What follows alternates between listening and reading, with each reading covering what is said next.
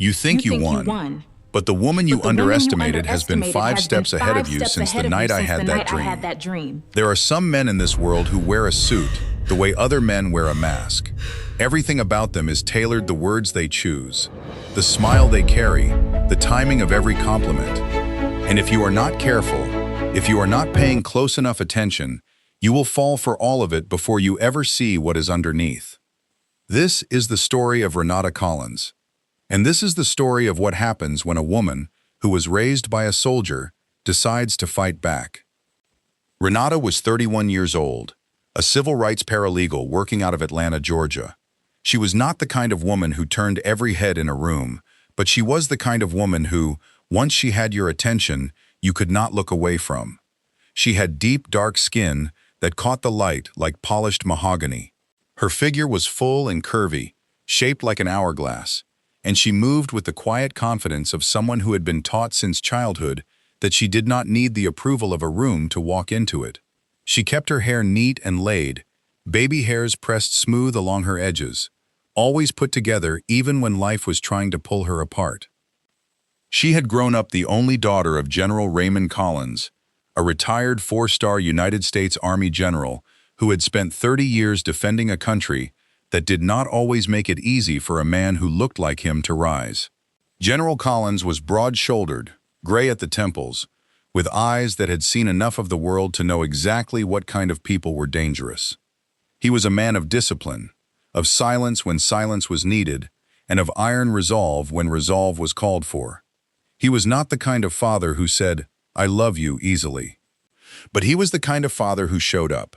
Every school play, every graduation, every hard moment, he showed up. Renata loved her father more than she had ever found the right words to say. But she also had her own will, her own heart, and her own idea of who she was supposed to spend her life with. His name was Preston Whitmore III.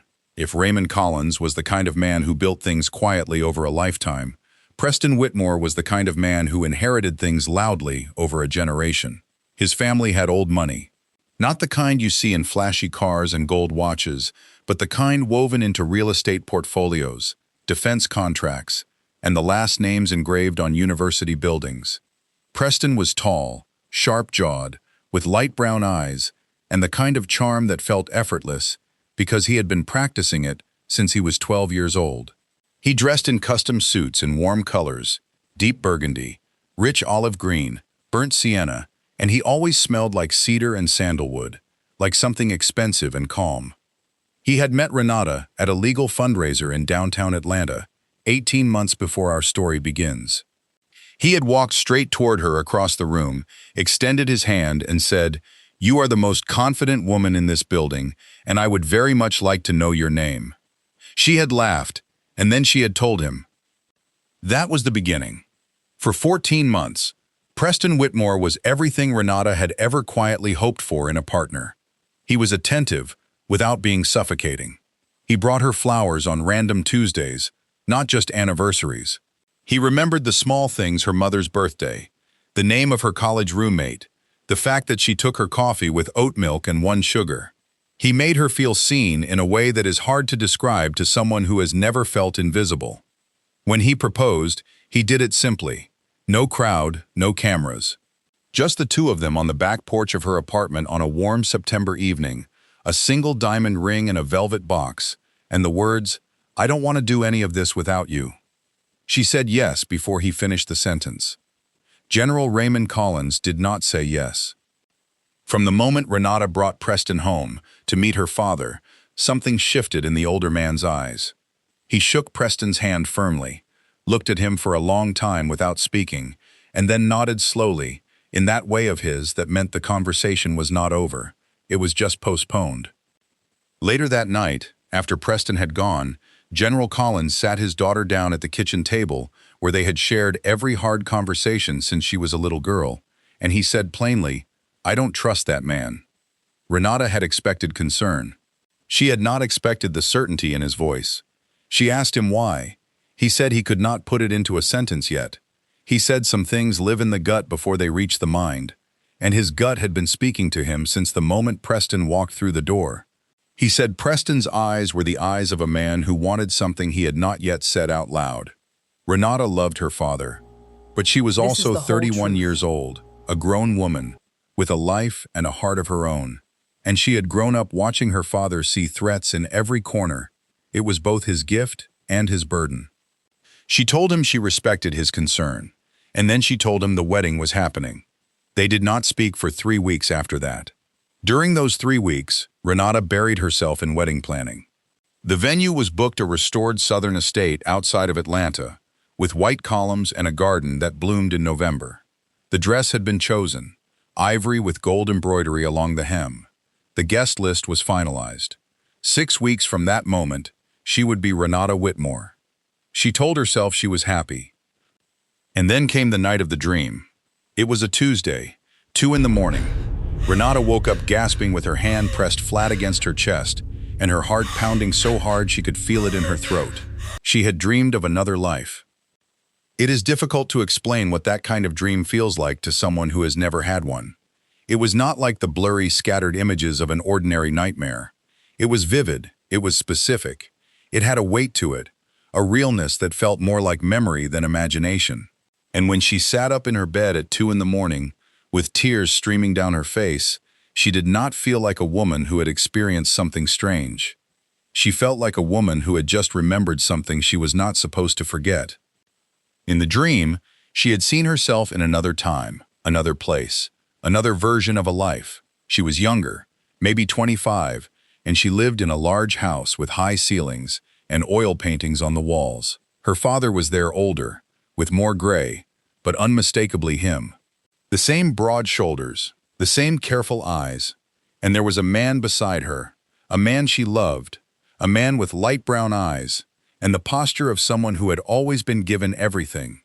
And in the dream, she watched that man, that same man, arranges the accident that took her father's life.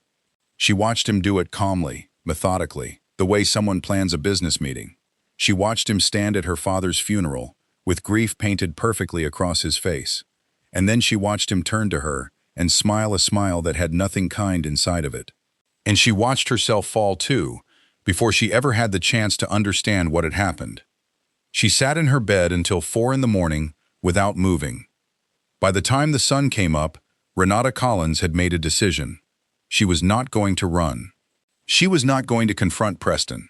She was not going to call off the wedding, not yet, not without proof. She was not her father's daughter for nothing. She had been raised to assess, to strategize, to never show your hand before the right moment. She was going to smile. She was going to plan, and she was going to find out exactly who Preston Whitmore III really was before he ever had the chance to hurt anyone she loved. Kindness is not weakness. Sometimes the most powerful thing you can do is smile and keep your eyes open wider than anyone realizes. She started quietly. She was a paralegal. She knew how to dig through records without leaving fingerprints. Over the following 2 weeks, between client meetings and wedding venue calls, she began to research the Whitmore family in ways that went far beyond what a loving fiancé would normally need to know. What she found was not what she expected. The Whitmore family had, for 3 generations, been quietly invested in private defense contracting, government contracts, most of them. And the largest single obstacle to one particular multi-billion-dollar contract renewal, a contract that represented more money than most people would see across 10 lifetimes, was a retired general whose reputation in Washington still carried weight. A general who sat on the informal advisory board of the very committee reviewing that contract. A general named Raymond Collins. Renata sat at her desk on a Wednesday afternoon and read that information 3 times. Then she closed her laptop, picked up her phone, and texted Preston. "Can't wait to see you tonight, sweetheart." She put the phone face down on the desk, and she got back to work. Over the next 3 weeks, Renata built a file, not the kind of file you keep in a drawer, the kind you build with purpose and precision, the kind that cannot be dismissed or explained away. She accessed old court documents through her firm's legal database. She tracked the timeline of the Whitmore family's contract negotiations against the calendar of her father's public advisory activity. She found a name, a fixer, a man who had been on the Whitmore payroll for years, and whose pattern of work had a very specific fingerprint. She found 2 sealed cases from a decade ago involving that same fixer and contracts that had mysteriously lost their obstacles. She never told her father, not yet. She needed everything to be airtight. If you have been watching Nahtales for a while, you already know that this channel is built for people who believe that every storm has a morning after it. If you are new here, welcome. We tell stories here that remind you that strength does not always look like loudness. Sometimes it looks like patience. If this story is moving you, go ahead and subscribe right now. And drop in the comments where you are watching from. Today we love knowing where our Nahtales family is tuned in from. 4 days before the wedding, Renata made her move. She did not go to the police first. She went to her father.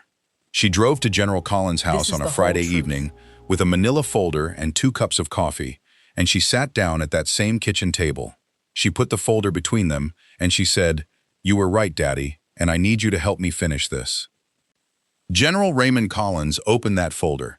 He read every page slowly, the way a man reads something that does not surprise him, but still breaks something small in his chest. When he finished, he looked up at his daughter, and for the first time in years, his eyes were glassy. He said, "How long have you been working on this?" She said, "Since the night I woke up at 2 in the morning and could not explain why I was suddenly certain that I needed to protect you." He reached across the table and took her hand. They did not need many more words after that. General Collins still had friends in Washington, real friends, the kind built over 30 years of service and kept through loyalty. Within 48 hours, the right people had the right information. Not through scandal, not through headlines, not through anything loud or public. Through the quiet, deliberate machinery of people who understood exactly how power moved and where it was most vulnerable.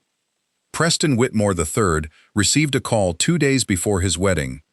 It was from the legal counsel of the contracting committee. The call informed him that his family's contract renewal had been declined on the basis of a conflict of interest investigation that had been opened and that certain financial records tied to his family's fixer would be referred for further review. He lost the contract. He lost the investigation. He lost the business relationship that 3 generations of Whitmores had built their identity around.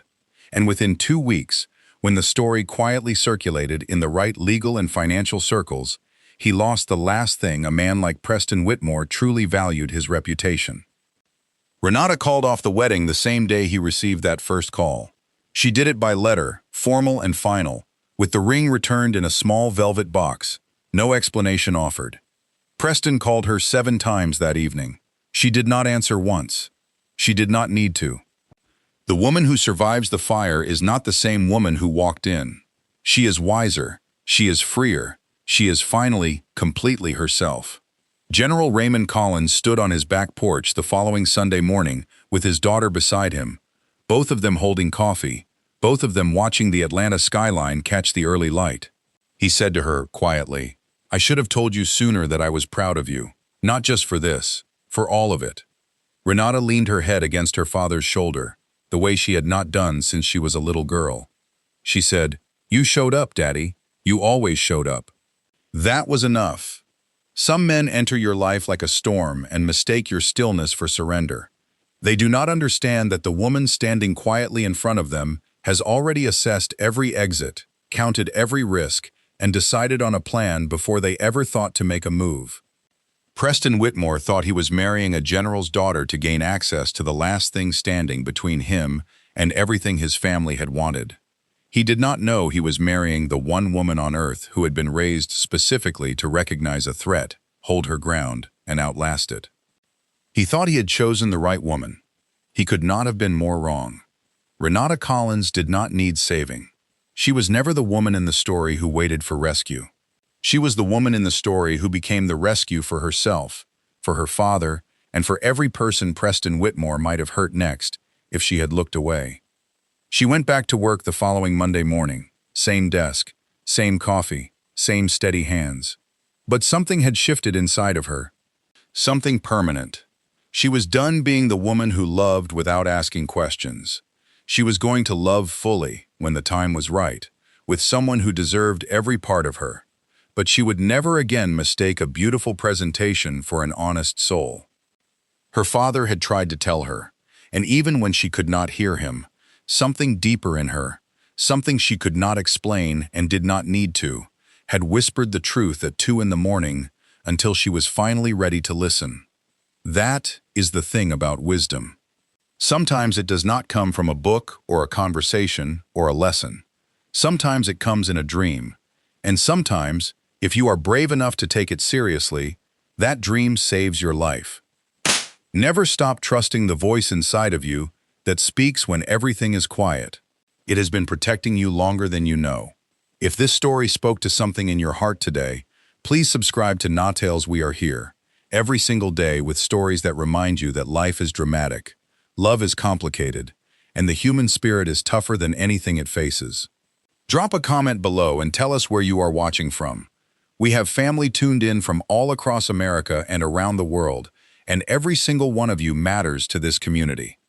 This has been Nahtales. We will see you in the next one.